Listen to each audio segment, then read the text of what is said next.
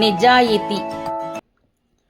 ఒకసారి రవీంద్రనాథ్ ఠాగూర్ గారు చిన్న వయసులో రైలులో ప్రయాణిస్తూ నేను చిన్నగా కనిపిస్తాను అని హాఫ్ టికెట్ తీసుకున్నాడు.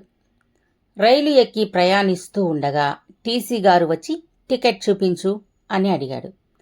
నీ వయసు ఎంత అని అడగగా తక్కువ వయసు చెప్పాడు.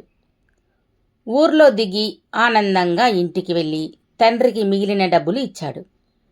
తండ్రి దేవేంద్రనాథ్ ఠాగూర్ రవీంద్రనాథ్ను పిలిచి డబ్బులు ఎక్కువగా ఉన్నాయి ఏమిటి అని అడిగాడు. నాన్నగారు, హాఫ్ టికెట్ తీసుకున్నాను, టీసీ నన్ను కనిపెట్టలేకపోయాడండి అన్నాడు గొప్పగా.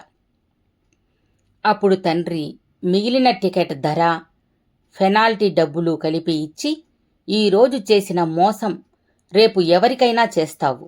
నాకు కావలసింది ప్రయోజకుడైన కొడుకు.